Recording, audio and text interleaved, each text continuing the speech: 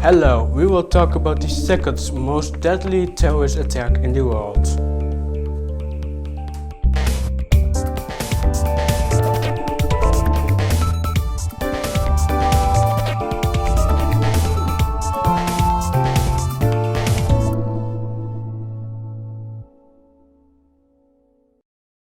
Today is a terrible attack as Somalia celebrates 5 years of this horrific Zulu terrorist attack.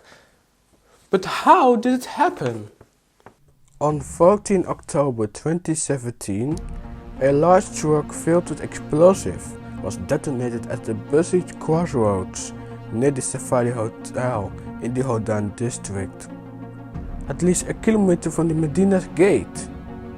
The effect of the bomb was compounded by a fuel tanker parked nearby that caused a massive fireball. Sources close to the government said that the truck contained 350 kilograms of homemade and military-grade explosive. The truck has been briefly detonated at the checkpoint, but it was allowed to proceed after local authorities vouched for it. It was then stopped by security officials who were stuck in a traffic jam. When it was about to be searched, the driver accelerated and crashed through the barrier, and the truck exploded. The Safari Hotel collapsed, trapping many under its rubble, and the Qatari embassy was severely damaged. But what was in the truck?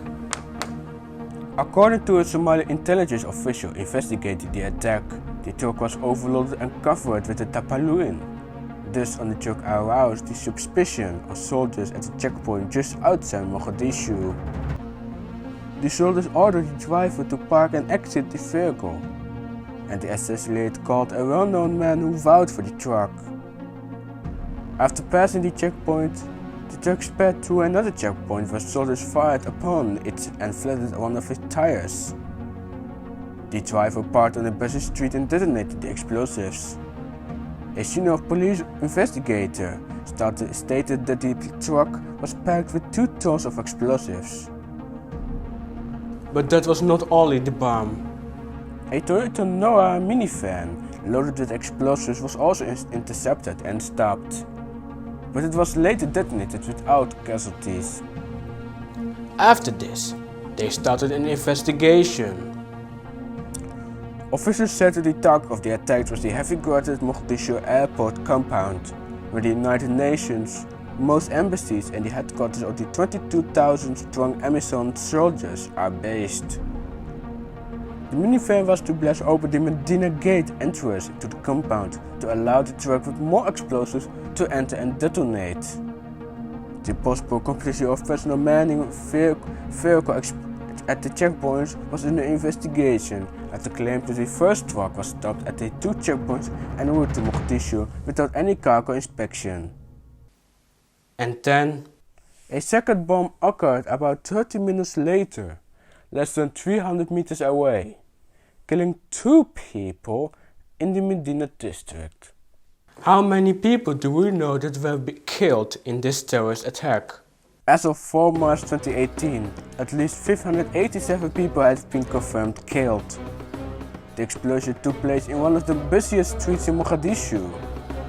Victims including senior civil servants, 5 paramedic volunteers, a journalist, an American Somali man, a medical student, and 15 children.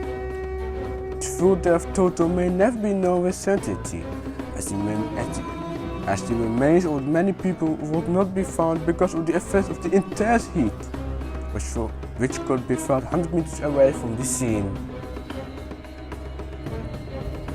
And others were buried quickly by relatives following Islamic custom. Approximately 160 bodies that could not be recognized were buried by the government in the day after the bombing. Over 100 injured were taken to the Medina hospital, one of 6 overcrowded nearby hospitals. But who was responsible for this terrorist attack on Mogadishu? While no group has admitted responsibility, officials believe that the attack was perpetrated by self-group Al-Shabaab.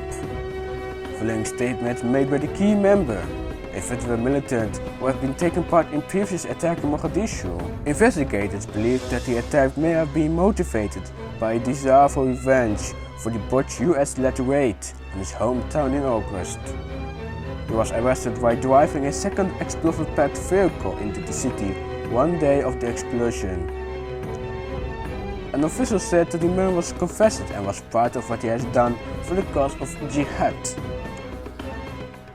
Another official said that the bombs were hidden under rice, sugar and other goods in the truck. The driver was detained, but the local businessman and tribal leader fought for the truck. The official started that investigators were diplomating wherever the attackers were held from within the security forces.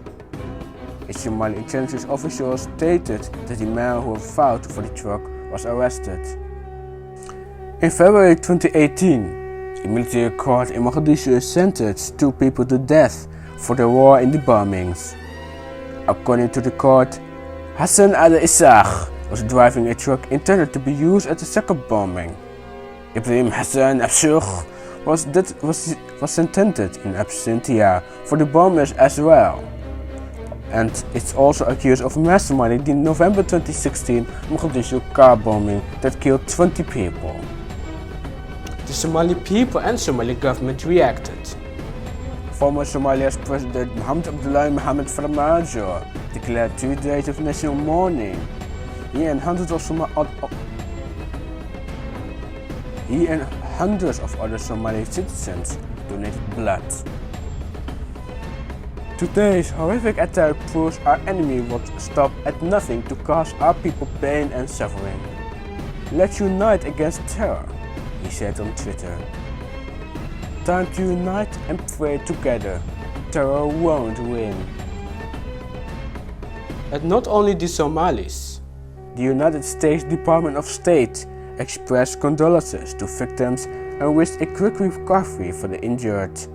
It called the attack senseless and cowardly, and said it would stand with Somalia against extremism. My name is Abdul Karim Achten Sheikh Mahmoud, and Dallo Productions sends its condolences to the families of the victims. نم إسلام نم مسلم نم شجاي ما سلام وحيلاي نم إسلام نم شجاي ما سلام ومدة يلاي نوام بقول سدح بقول غفارة بعدين إلى شم بقول نم إسلام نم شجاي سبسيلا يهود ويا